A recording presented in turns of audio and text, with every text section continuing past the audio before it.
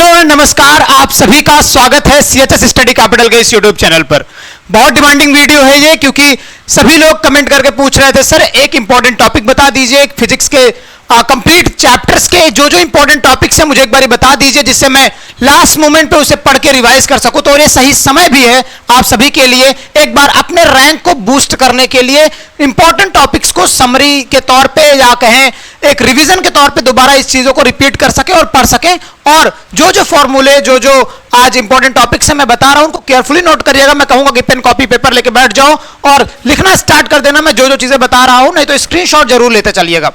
तो इस वीडियो में आगे बढ़ो, लेकिन उससे पहले मैं बता दूं आप सभी को कि अगर आप इस प्लेटफॉर्म पर नए हैं या पहली बार इस वीडियो को देख रहे हैं तो भाई चैनल को सब्सक्राइब कर दीजिएगा, क्योंकि इंडिया का नंबर 1 प्लेटफॉर्म है सीएचएस एंट्रेंस एग्जाम के प्रिपरेशन के लिए।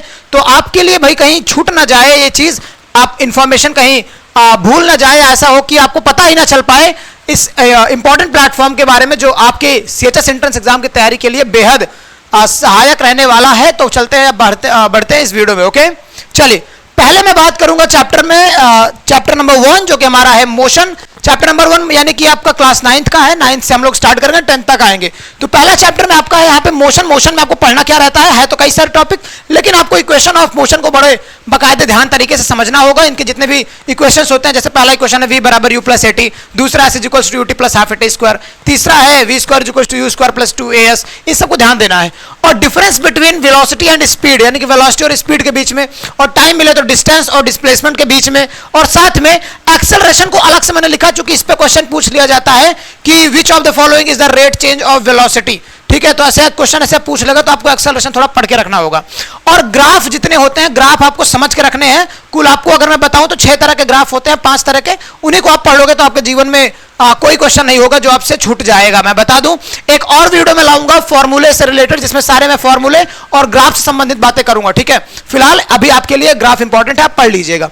चलते हैं आगे, चैप्टर नंबर 2 की तरफ चले तो है आपका forces and laws of motion. Forces and laws of motion में आपके लॉज ऑफ मोशन में लॉ ऑफ इनर्शिया पढ़ लीजिएगा, इंपॉर्टेंट है। दूसरी चीज सेकंड लॉ ऑफ मोशन यानी क्या होता है कि जिसमें मोमेंटम और कंजर्वेशन ऑफ मोमेंटम दोनों का प्रयोग होता है, तो इन दोनों को आपको पढ़ लेना है और समझ लेना है, और लास्ट में डिराइव करके F इक्वल्स टू m ला देना है।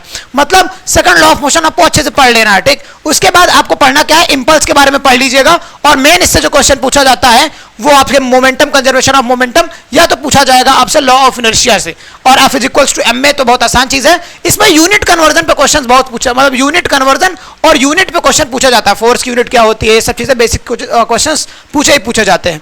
अगले चैप्टर में चलो तो है आपका ग्रेविटेशन में आपका relation between ji and capital G आप जरूर पढ़ लीजिएगा। स्मॉल जी क्या है ग्रेविटेशनल एक्सेलरेशन, और कैपिटल जी क्या है आपका यूनिवर्सल ग्रेविटेशनल कांस्टेंट है। तो ये सब चीजें आपको याद होनी चाहिए।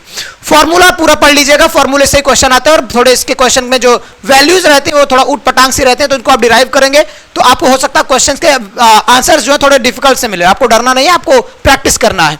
मोशन अंडर ग्रेविटी पढ़ लीजिएगा। उसके बाद इसी में फ्लूइड प्रेशर आता है, पास्कल का नियम आता है, और सारे फॉर्मूले के बारे में पढ़ लीजिएगा। फ्लूइड प्रेशर में आपको कई सारी चीजें मिलेंगी, ठीक है, विस्कोसिटी वगैरह भी मिलेगा, तो ये सब चीजें आपको पढ़ लेना है अच्छे तरीके से। ओके चलिए आगे बढ़ते हैं चैप्टर नंबर 4 की तरफ। बहुत छोटे मैं ये वीडियो में खत्म करूंगा ताकि आपको मैं टॉपिक बता रहा हूं, कुछ पढ़ा नहीं रहा हूं, तो इससे बढ़िया टॉपिक देख के बढ़िया आपके स्क्रीनशॉट लेते चलिएगा और समझते चलिएगा जो मैं बोल रहा हूं। चलिए, तो वेव्स एंड साउंड आता है आपका चैप्टर नंबर 4 है क्लास 9th का, जिसमें आपको टाइप्स ऑफ वेव के बारे में पढ़ लेना है। ठीक है, 2 तरह की वेव होती है, लॉन्गिट्यूडनल होता है, ट्रांसवर्स होता है, इन सबके बारे में अच्छे से पढ़ लीजिएगा। फ्रीक्वेंसी क्या होती है, एम्पलीट्यूड क्या होता है, वेवलेंथ क्या होती है, सब चीजों को पढ़ लीजिएगा। वेवलेंथ और फ्रीक्वेंसी में रिलेशन क्या होता है, relation between wavelength and frequency, ये बहुत इंपॉर्टेंट है, आप पढ़ लीजिएगा, आगे भी काम आएगा। यूनिट्स पढ़ लीजिएगा। Sound waves, Doppler effect, factors affecting speed and sound, and all the formula हर एक चैप्टर का इंपॉर्टेंट है, जो भी फॉर्मूले हैं उनको जरूर पढ़ ले रहा है, उन सबसे क्वेश्चन पूछे जाते हैं। चलिए चैप्टर नंबर 5 की तरफ चले तो आपका इंपॉर्टेंट होता है reflection and refraction of light. इन दोनों को महत्वपूर्ण तरीके से पढ़ लीजिएगा। मिरर डायग्राम यानी कि जिसको हम लोग क्या कहते हैं, इमेज फॉर्मेशन कहते हैं, वो दोनों मिरर के लिए, कॉन्वेक्स कॉनकेव दोनों के लिए पढ़ लीजिएगा। कॉनकेव के लिए इंपॉर्टेंट है, और उसमें जो लास्ट वाली पोजीशन होती है, फोकस और पोल के बीच में जो पोजीशन में ऑब्जेक्ट रखा जाता है, तो उसका मिरर के पीछे इमेज बनता है और बड़ा बनता है और वर्चुअल एंड डायरेक्ट बनता है, वो चीज जरूर पढ़ लीजिएगा। और लेंस पढ़ लीजिएगा, लेंस के फॉर्मूला पढ़ लीजिएगा। Image formation, power and basic, terms पढ़ लीजिएगा। बेसिक टर्म्स में क्या क्या आता है, जैसे सेंटर ऑफ कर्वेचर क्या होता है, फोकस क्या होता है, ये सब पढ़ लेना है। और साइन कन्वेंशन के लिए आपको समझना होगा, तभी जाके आप न्यूमेरिकल सॉल्व कर पाएंगे। और न्यूमेरिकल इसके बहुत इंपॉर्टेंट है। न्यूमेरिकल हर बार 1 से 2 न्यूमेरिकल आपके पूछे ही पूछे जाते हैं, ठीक है। तो न्यूमेरिकल की प्रैक्टिस कर लीजिएगा। और फॉर्मूले वाली वीडियो में मैं आपको बताऊंगा न्यूमेरिकल कैसे सॉल्व किया जाता है।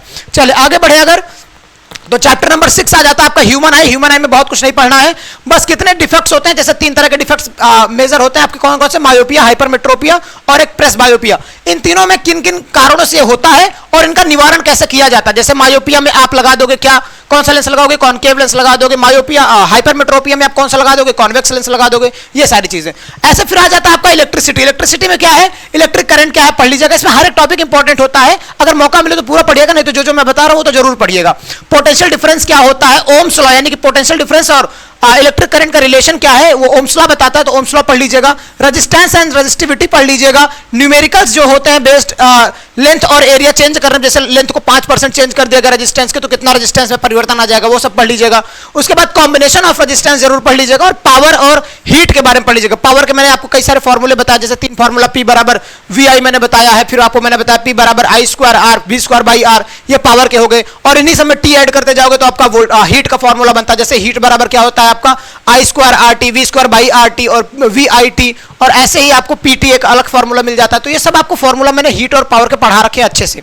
नहीं पढ़े हो तो आप जाके प्लेलिस्ट में कई सारे लेक्चर्स हमारे देख सकते हो, और उसके साथ में 1 शॉट वीडियोस में भी आपको मैंने बता रखा है। चलिए आगे बढ़े तो आ जाता है आपका chapter number 8, magnetic effect of electric current, जिसमें आपको गॉस लॉ पढ़ना है और बायोट-सेवर्ट लॉ पढ़ना। बायोट-सेवर्ट लॉ आपका क्लास 12th का टॉपिक है, बट स्टिल इस पे एक फॉर्मूले पे क्वेश्चन आता है। मैं फॉर्मूला को तो आपको बता दूं, होता है B = μ0/4π IDL sin theta, IDL sin theta बटे R²। इस पे भी एक बार क्वेश्चन पूछा गया था, तो आपको संभल के रहना है भाई, पढ़ लेना है, बहुत ज्यादा बड़ी चीज नहीं, बस यही एक फॉर्मूला रख लेना है, बस काम हो जाएगा, ठीक है। Magnetic field and field lines की प्रॉपर्टीज आपको पढ़ लेनी है। उसके बाद इलेक्ट्रिक प्रेस क्या है, हीटर क्या है, साइक्लोट्रॉन क्या है, सोलेनॉइड क्या है, यानी कि कृत्रिम मैग्नेट क्या होता है, और मैग्नेट के फील्ड लाइंस निकलते हैं, तो सब चीजें आप पढ़ ही लेंगे। उसके बाद इलेक्ट्रिक मोटर क्या है और जनरेटर क्या है। जनरेटर में दोनों तरह के जनरेटर, AC और DC।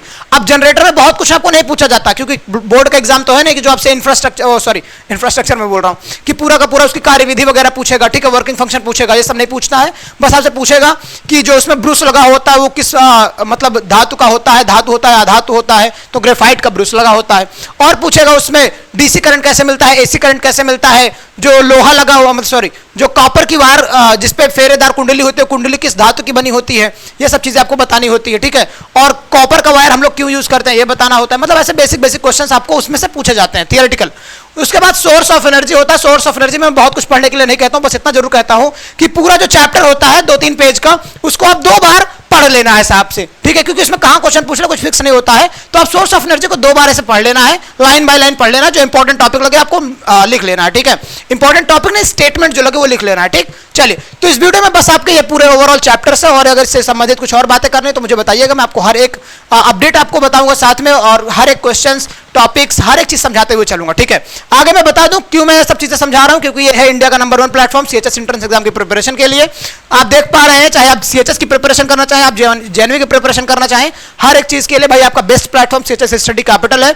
आप कॉल करिए 7355339197 पे, और 9336257345 हमारा दूसरा नंबर, आप किसी नंबर पर कांटेक्ट कर सकते हैं। व्हाट्सएप जरूर कर दीजिएगा अगर आप इंट्रेंस एग्जाम की प्रिपरेशन कर रहे हैं, या आप अभी क्लास 9th स्टैंडर्ड में है, क्लास 7th स्टैंडर्ड में है, आप चाहते हैं कि क्लास 8th में आके, क्लास 10th में आके आप JNV या CHS की प्रिपरेशन करें, तो हमारे व्हाट्सएप नंबर पे हाई लिख के भेज दीजिएगा, और किस क्लास की प्रिपरेशन कर रहे हैं लिख के भेज दीजिएगा, हमारी टीम आपको रीच कर लेगी। और इंपॉर्टेंट चीज मैं बता दूं, क्लास 9th और 11th वाले एंट्रेंस एग्जाम के लिए जो भी बच्चे भी प्रिपरेशन कर रहे हैं, उनके लिए सबसे महत्वपूर्ण ये है कि अपने टेस्ट सीरीज आप ज्वाइन कर लीजिए, क्योंकि टेस्ट सीरीज ज्वाइन करेंगे आप तो आइडिया लगेगा CHS एंट्रेंस एग्जाम में किस तरीके से क्वेश्चन पूछे जा रहे हैं, जहां पे हम लोग कई सारे क्वेश्चन की प्रैक्टिस करा रहे हैं, यानी कि आपको हर एक टेस्ट 100 क्वेश्चन के मिल रहे हैं, हर एक सब्जेक्ट डिस्ट्रीब्यूट करके मिल रहे हैं। तो जाके ज्वाइन कर लो यार खुद को, और अपनी रैंक को बूस्ट करो, क्योंकि लास्ट मोमेंट पे ऐसा नहीं होगा कि आप अगर आपको कुछ नहीं आ रहा है तो आपका CHS क्रैक हो जाएगा, बस इतना होगा।